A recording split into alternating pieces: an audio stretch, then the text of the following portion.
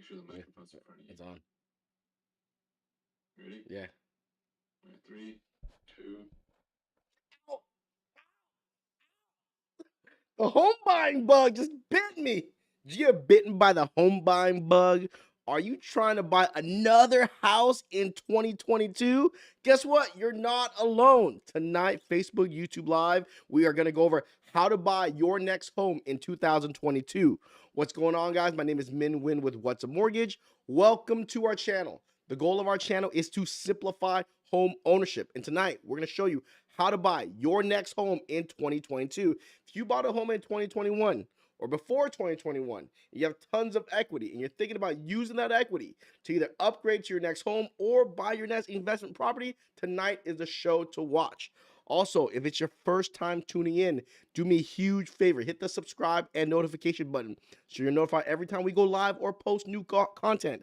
We go live every Monday night on Facebook and YouTube at 9 p.m. and on Instagram on Tuesday at 9 p.m. Also, we post content daily on Instagram and TikTok. Also, this is an interactive channel, so ask a lot of questions. All right, so hopefully you guys are having a great night tonight. For all my investors out there or future investors out there, this is for you tonight. In my DMs, people asking, "Man, I am ready to buy my next home. What should I do?" So this is for all of you. Okay, so buying your next home in 2022. So why are people buying another home in 2022? Here are the reasons why. Reason number one, they're upgrading to a bigger home. A lot of people bought homes the last couple of years and their children got older and they feel like they need a bigger place, or they bought a home in 2021. It just wasn't the right fit and it's time for them to upgrade. So this is for you. Also, if you're turning your current property into a rental, the easiest way to build rental property is to upgrade and turn your current one into a rental. It's the easiest way. Or some of you guys, you already have rental property, but you're going to buy another one. Or you decide, I love my house, but I'm ready to buy a rental property somewhere else.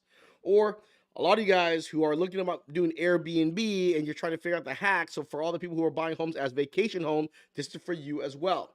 Also, tonight we're going to go over how to buy another property for your child or an elderly person and use something called a kiddie condo. It does not have to be a condo, but to buy another property, either FHA 3.5% down or 5% down conventional. Yes, without putting 10, 15, 20% down, you can buy another property. And we're going to get into that tonight, okay? So, first thing before going to buy any property in 2022, you got to step one, download our ultimate mortgage guide. So if you're buying owner occupied, second home, or investment, you got to download our guide. We give you everything you need to unlock a mortgage. If there's a loan program out there, in our ultimate mortgage guide, we give you the foundations to qualify for any mortgage. So don't forget to download our guide. Also, go to our YouTube channel and watch our playlist. If you haven't done that yet, please go ahead and do that. All right. So before you go out and start looking for that investment property or you're upgrading, download the guide and watch our playlist. Now, of course, step two, before you start figuring out how you're going to conquer the world and buy another property, you need to solidify that income. Okay. Don't forget, it's still January 2022. So grab your last pay stub in 2021. Make the lender's job easier by grabbing your last pay stub. They're going to break down the bonus and the overtime. You want to make sure you have that. Make your lender's job easy. The last thing you want to do is go out there and look for a home and you realize you don't qualify or the lender didn't eyeball it correctly. Okay, so you want to make sure you have your last pay stub and your recent pay stubs. If you're self-employed, bring a copy of your tax returns in. Before you write off everything and show no income, have a lender look at your tax returns so you can qualify for your next property. Because it is your next property, you can't go 1 year self-employed anymore for conventional, okay? And remember, if you're going to go with a conventional, most people who are upgrading, they're going to go conventional. You can gross up your fixed non-taxable income 25%. So if you're collecting $2,500 a month, you can add 25%, which is $625. So if you're collecting $2,500, it's $3,125. All right, $3,125. So there is a part two, though. Here is a part two of income, which we didn't have in our other sections. Remember, if you are buying your first rental or you are upgrading, you got to know these rules. you can use up to 75% of the gross rent to help you qualify. What do I mean by up to 75%? If the rent is $4,000 a month, I'm just using this number, you can use up to $3,000. But if your mortgage payment was $2,200, you can only use the $2,200. You can't use that extra $800 on the $3,000. But if you have history of being a landlord, let's say you have a property and you already have an investment and you're buying your next investment, you can use the full 75%. So on 4,000, you can use the full 3,000 if you have landlord history. But if you don't, you can only use up to 75%. Some of you guys who do not own a home yet, you cannot use rental income until you own a property. Doesn't matter which program you're going with. If you do not own a property, you cannot use rental income. Some of you guys are out there qualifying to buy a home. Here's a little tip for you. You want to try something called Dscr, debt service coverage ratio. Why is that so important? They let you use 100% of the rental income. A lot of you guys, 75% is not enough. If 75% is not enough, you got to look at debt service coverage ratio. The rate's just a little bit higher, but you can use a full 100% of the rental income to qualify. Why do you think 1 out of every 4 properties that are bought right now are bought by an investor? Because of debt service coverage ratio, and they pay cash. So it's one of the main reasons that's driving the sales for investors. Okay, when you Shoulders. Turn your shoulders. There you go. so if you are buying a rental property or you're upgrading, this is the income you can't use. You can't use rental income on vacation homes. A lot of you guys, when you're trying to figure out solidify your rental income, remember, if it's an Airbnb, you can't, and you're going 10% down, and you're going to call it a vacation home and living in some certain parts of the year and then rent it out certain parts of the year, you cannot use rental income or any Airbnb income. Unless you're putting, even if you're putting 15, 20, 25% down, you can use regular rental income. There's no Airbnb income yet. The banks haven't figured that out yet. Also, if you're going to buy a home for your child or for an elderly person and try to go 3.5% down FHA or 5% down conventional, you can't use rental income on a kiddie condo. But you can add non-occupied cosigners. You can't do that on rental properties, but you can do that on kiddie condos. Other blood relatives can help you co-sign to help the child or the elderly parent or person get the house. Okay, so solidify that income. If you're a wage earner, grab the pay stubs, grab the new the 2021 pay stub from December 2021, the last pay stub. If you're self-employed, get a copy of your tax returns ready.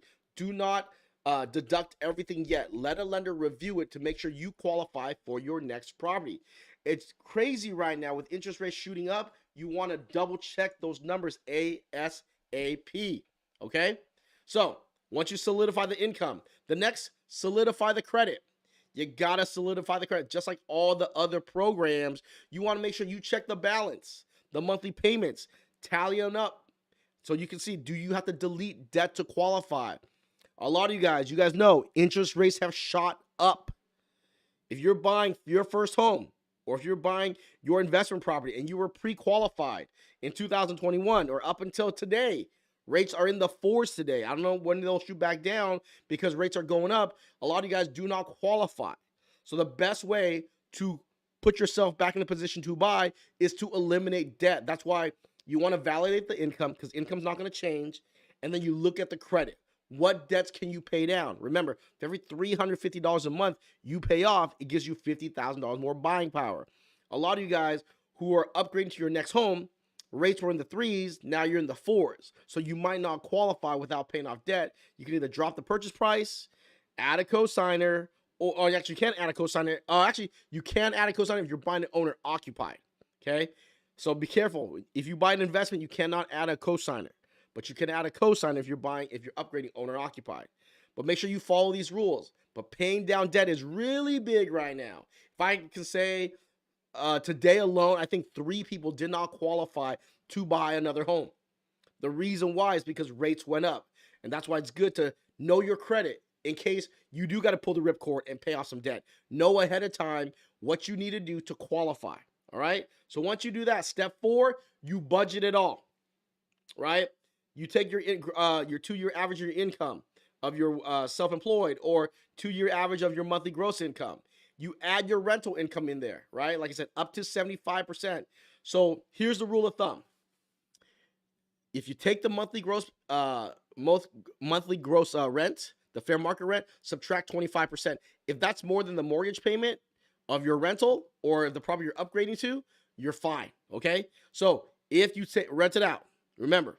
So if you're upgrading, you take the property that you currently live in, find out the fair market rent, right? Once you figure out the fair market rent, you go to rentalmeter.com, take 75% of that. If that's more than the mortgage payment, you're good to go.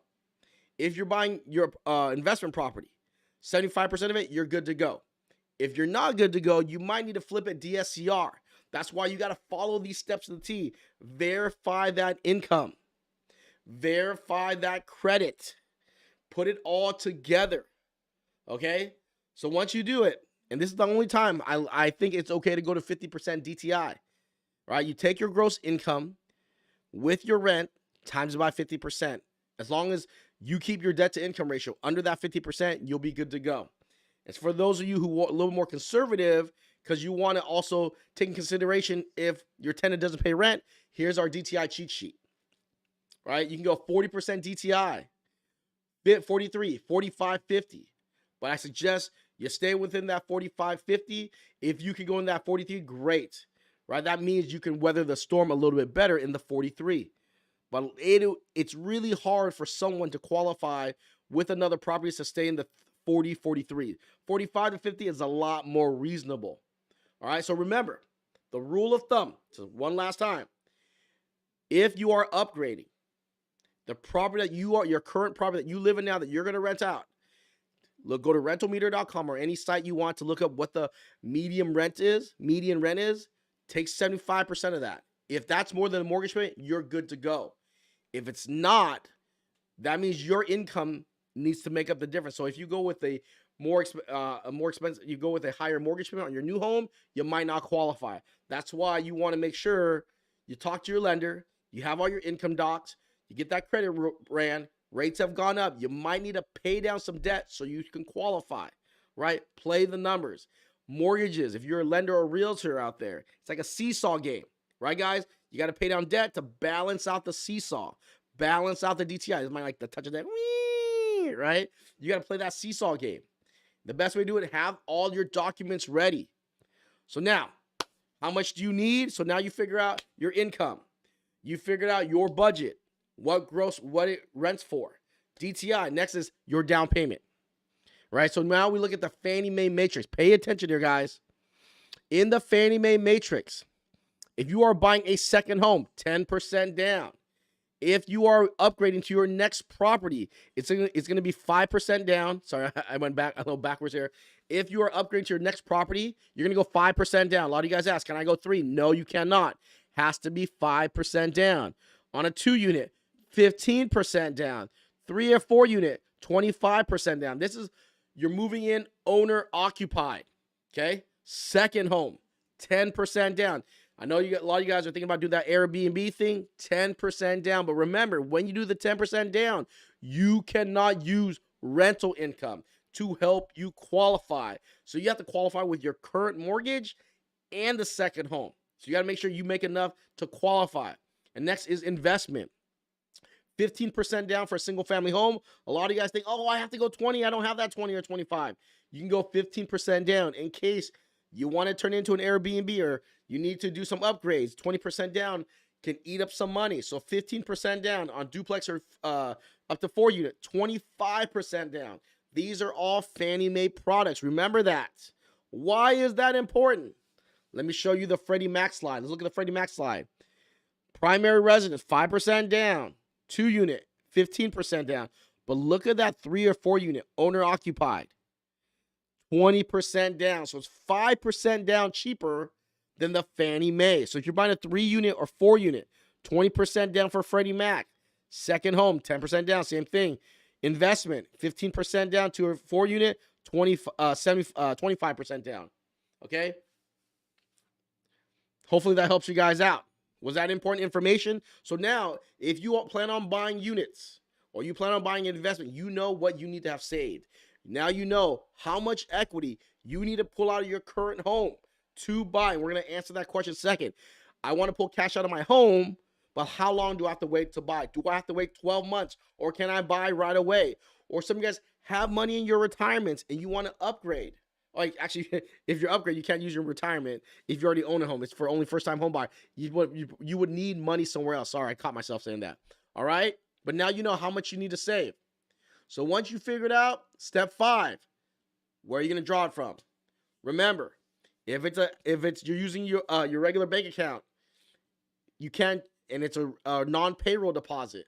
Remember, it has to be less than 5% of your income. So if you make $5,000 a month, you can't pull over 25. You can't have a random deposit more than $2,500. And also, if you are buying investment, not owner-occupied investment, you cannot receive a gift or use your retirement funds. This is only if you are buying unless it's an owner-occupied, you're upgrading, then yes, you can take a gift. Retirement, I think in your retirement form, you do fill out something that says that if it's your first home or not. I don't think you can pull it out if it's not your first home. But I know you cannot use a gift or retirement on an investment property, okay? So that's step 5. Make sure you organize your money. So make sure that when you're ready to buy, everything is already sorted out. You're not running around last minute and trying to figure that out. All right, part 2 of step 5. If you are selling to upgrade, okay? No, I'm sorry. Cash out refinance. So here we go. So here's the rule. So when you do a cash out refinance, or you fill out or you get a home equity line of credit, you sign an owner occupied affidavit saying that you're going to live in this property for 12 months. That is the rule. But every lender and every underwriter is going to treat it differently. I would talk to your lender ASAP if you don't want to live in your current home for 12 months. A lot of you guys are going to pull cash out and buy right away. I would just be cool about it. I'd wait till 90 days. That's just me. A lot of lenders are going to be more flexible, even though you fill that out. Some crazy circumstance, you're able to rent it out. Talk to your lender. See if they're willing to do it. Not everyone's going to do it. I'm just giving you the heads up. It is a rule. You did sign something, but a lot of lenders will take on that risk, depending on how much equity you have in your current home as well. Okay, so if you do cash out or do a HELOC, I would wait 90 days to 6 months. Talk to your lender. Some guys, some girls are doing it right away. Talk to your lender, okay? If you're selling a home, people do this all the time. Get a seller's net sheet. You want to see how much it costs to sell your home. So let me tell you guys something here. So when you sell your home, it costs you 7%. 7%. Unless you need all that equity, I would not sell. Especially if you own a home in a metropolitan area, why would you sell your home? Imagine you have 100% of your home. If there's a balance, you got to pay off the balance and you get the difference of the money, minus 7%. If you do a cash out refinance, you can only go up to 80% of the appraised value. So you can cash out, pay off the balance of the original loan, and pull up to 80%. If that's not enough, I understand why you have to sell it. But if you have tons of equity, which a lot of you guys gained about 31% equity in the past 24 months, I would think twice about selling my home. Why is that? If you sell your home, you're going to give away 7% equity. Might as well hold on to it. I know there's that 13% window or gap that you want to make up, but if you don't need it, keep that property, rent it out. Why do you think home values are going up like crazy right now? People are holding on to property. If everyone else is doing it, why are you selling? Unless you really need to, okay? It's important that you know that. Also, gift of equity. If you are upgrading owner-occupied, you bought a home, you live in it, you love it, but all of a sudden, your relative wants to give you a nicer, bigger home, someone passed, you can do a gift of equity, only on owner-occupied, okay?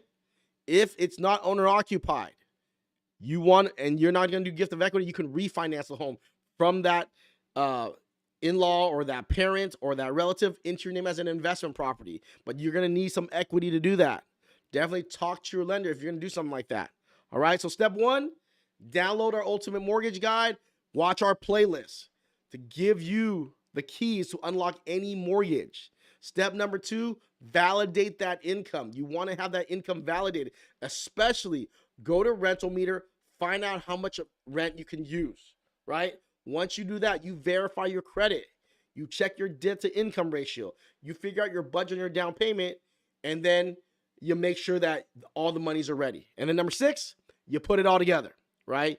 Go to whatsamortgage.com. Actually, you can go to whatsamortgage.com and use the Techie Lender calculator. We put it on there for you to use, right? You go there, punch in the numbers. If you need help, please DM us. You can always give us a call, 714-790-9697. If you need help using the calculator, like, you know what? I want to do it myself. I'm not ready to talk to a lender, but I just need help with the calculator. Just reach through. Give us a call or text us or DM us, okay? And we'll help you put it all together. Because once you put it all together, step 7, you might have to rebalance.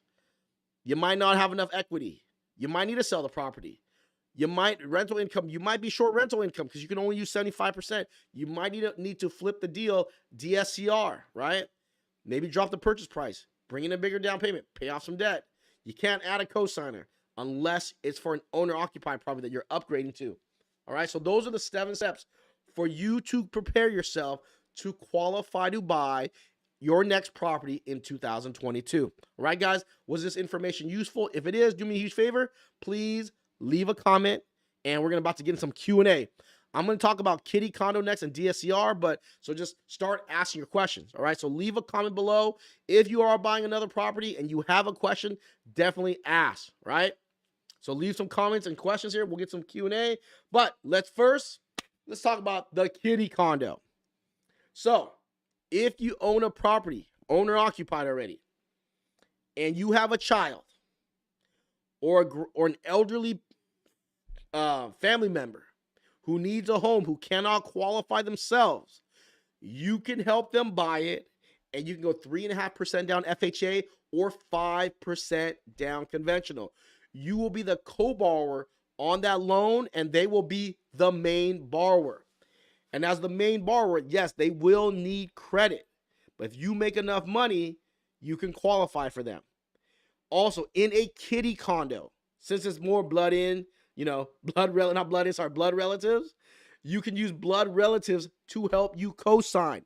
It's the only program when you're adding another property where you can use a non-occupied co-signer. Yes, so if you have a child and you can have grandma or grandpa or uncle help co-sign with you, since you can't use rental income to help you qualify. You can rent out the property and get border rent, but you can't use that income to qualify. All right, and it has to be a single family home, condo, or townhouse. If you get into the units, it's going to be 25% down. If you're doing that, might as well go investment. All right, so next, DSCR, debt service coverage ratio. It's a non-qualified mortgage product. So of course, if you already have rental properties and you don't show any income because you write off everything, or you buy a property and you need the full 100% of the rent to qualify, DSCR is for you, okay? This program will give you the money to buy the property as long as the property rents positive. So if your property mortgage payment is $3,000 and your $3,000 is your rent, guess what? You could use the full $3,000. It covers the mortgage. You're good to go. The minimal down payment is going to be 20 to 25% down. You can even do a cash out refinance with DSCR. It's a great program. Why do you think so many investors out there on the streets right now buying up property? They don't need to pull all cash. They can buy 20, 25% down as long as you have credit and it rents positive on 100% of the rent. You're good to go. All right. Very big in 2020 and 2021. If you didn't know about it, hopefully today you got put on game and you understand how DSCR works. Interest rate is about 1% higher than a conventional loan. Yes, it is higher, but remember, they're allowing you to use 100% of the rent. They don't care about your income as long as it rents positive. So do the math, okay? Also, other things you need to know about buying a new property in 2022. Remember this, you can't use cosigners for investment property. If you are going to get a credit, you can't get more than 2% closing cost credit from the seller. Unlike owner-occupied, you can get more. On investment, 2% max. You cannot use gift funds or gift of equity on investment or second homes. Also, remember, you can only use fair market rent. You cannot use that Airbnb rent. And remember our rules for kitty condo, right? If you go into units, it's going to be 25% down. You can't add you can add non-occupied co-signers. Only one that you can buy another property and add a co-signer, okay? Also, you cannot use border rent. Remember that when you're trying to figure out some numbers, even though you're buying a home, buy a school, and your child's friends are going to live in other rooms, you can't use that as rent. Remember, cash out HELOCs, owner occupied, you got to wait 12 months. Or you're selling, cash out refinance or HELOC, you're supposed to wait 12 months, but talk to your lender. See if they're willing to take on the risk. A lot of lenders are taking on that risk right now. I would be telling you this is the rule and the law, but, people still, maneuver around it one way or the other. But talk to your lender, okay? If you are upgrading, if you currently live in a home, and you are going to keep that home and buy another one, make sure you live in your current home for 12 months. That you're not going to be able to get away with, okay? They'll make sure that you've lived there for 12 months. They're going to see on your credit report. The cash out, you can get away with that. If you're upgrading, it's really hard to get away with that, okay? So remember these rules. All these slides will be in our video and on our Ultimate Mortgage Guide, so definitely check it out. If you enjoyed the information, do me a favor, follow us on Facebook, YouTube, Instagram, TikTok, and LinkedIn. If I brought you enough value tonight, please follow our pages. All right, helps us out. Let's go some Q&A here. What up, Lynn? How you doing? Concert dude, my man, thank you so much. I get my keys on the 15th. Congratulations. Thank you so much, concert dude. What's going on, Lynn? Hey, John. Hopefully all is good. JP was good. Jason Smith. Yvonne, what's going on? I need more space. I need single floor plans. Lynn, reach out to us. Yeah, Airbnb. Be careful with this Airbnb, guys. Not this week not this coming week because of Valentine's. 2 weeks from now, I'm gonna have my boy Brandon here. He is an Airbnb specialist. We're gonna go over how to buy your first and your next Airbnb. All right, it's gonna be in 2 weeks. What up, Mark? How you doing, brother? Flex to you too, Mark. Max, what's new in 2022 for VA first-time homebuyer? What are the rates looking at? So, you guys know, Mac, I already posted our VA video. You can go ahead and to our YouTube channel and check it out. But today, VA is looking at 3.5. Last week, a little bit lower, but we're looking at 3.5 to 3.875, depending on the credit. But if you want more details, Mac, give us a call, 714-790-9697. Give us a call, reach out to us. We'll help you see where you qualify at, because nothing is locked until you're in escrow on a traditional purchase. But on new construction, within 6 months or 90 days, they'll let you lock. All right, hopefully that helps you out. Frankie, can you do a cash out refi and keep the same rate that you already have? No, you cannot, Frankie. If you do a cash out refinance, you are resetting your first loan. You might want to look into an equity line of credit. It is hard, though, to qualify for equity line of credit when it comes to appraisal and DTI and credit. But if you have smoking credit and tons of equity, you might want to look into that, Frankie.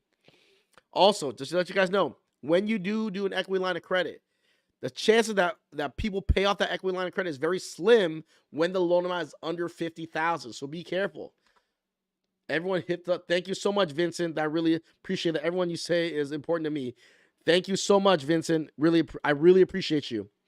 Blanca, if I refinance to get money out to buy an investment, my mortgage payment will go up. Yes, when you borrow more than your current balance, then your payment goes up. Just like if you had borrowed $100,000, but now you borrow $150,000, your payment will go up because you're borrowing $50,000 more. Also, if rates are different. So if rates are up, you will pay more. Okay? Hopefully that helps you out. RJ, what's going on? You're welcome. Who checks it? Owner occupied, asking for a friend. So there's something called an occupancy check, right? The lender can send someone out sporadically. Not saying that they will. I just don't want to risk it. If you buy a home and you live in it for less than a year and you rent it out, it's pretty much perjury. So if you're willing to take that risk, it's on you. All right. Cleopatra, what's going on? If I'm pre-approved, should I worry about items in collections. Cleopatra, if the collections are under 2,000, you should be fine. Over 2,000, make sure that the lender manually added the monthly payments to your debt to income ratio. Okay, so make sure you do that. If you haven't, talk to the lender ASAP. Carlos Lopez, what about 7%? What's the 7%? What did I say on 7% earlier? Ask that question again, Carlos, on the 7%. What? Yeah, see, 7%. What about if I want to sell my home, use most of my equity towards our new property to have a very small payment since my husband will probably be retiring? You can definitely do that. Remember, if you are selling a house to buy a new house, if anything over 2 years, if you're single over 250, you got to pay tax on it. If you're married after 2 years over 500, you're going to pay tax on it, okay? Be careful. Even if you're buying another property and you're going to dump the equity in there, okay? Cleopatra, what is the rate on FHA right now? You're looking at 3.5 to 3.875. Okay, Carlos, so when you sell a home, so guys, let me help you do the math here, okay?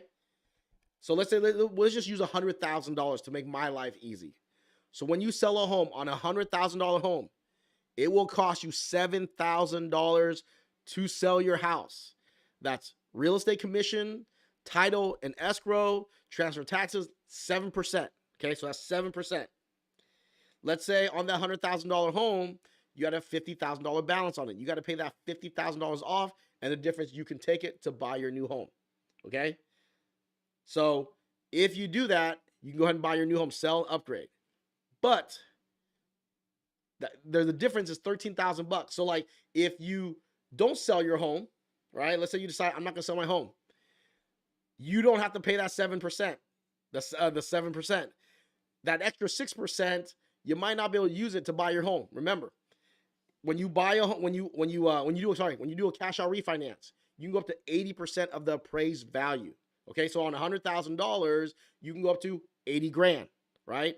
As long as it's 80 grand, let's say your balance is on your current mortgage is 50 grand, you're gonna pay that off, tack on another 30 grand. So you can use that 30 grand to go buy your other property. I would do the cash out refinance because if you sell the home, don't forget it's going to cost you 7 grand. If you don't sell the home, you get to keep that 7 grand in the property. You just can't tap into that 13 grand. Make sense? So but it's okay. You're going to be able to keep your property still. I would try not to sell my home because even though I don't get to use that 13%, I'd rather keep that property and let it continually compound compared to selling it just to squeeze out that extra 13%. Make sense? Hopefully that makes sense to you guys. If you have more questions, Carlos, please reach out. I think I just confused myself. Let me repeat it one more time. All right, Carlos. So let's say the house is worth $100,000. If you sell the house, you got to pay $7,000 commission. And then the rest you can take it. Let's say you owe $50,000. You pay off the balance, you take the difference into your new home. Okay? But now you don't have a property that's building you equity while you're in your new home. If it was me, save myself that 7%. Pull 80% cash out, pay off that loan for $50,000. I have my $30,000 to get into your new home. You can't pull the full 100%. So there's like, that $20,000 that you keep in your house. But it's okay. You're going to rent it out and collect the rent. The home will continually appreciate. Hopefully that helps you out. All right, guys. Hopefully tonight helps you out. If I answer a question for you, do me a huge favor. Save this video, share this video, and like it. And if you're not following us by now, please do me a huge favor. Please hit that subscribe and notification button ASAP. All right? We want to end all our episodes with our attitude is gratitude. Without you, there would be no us. So thank you guys so much and have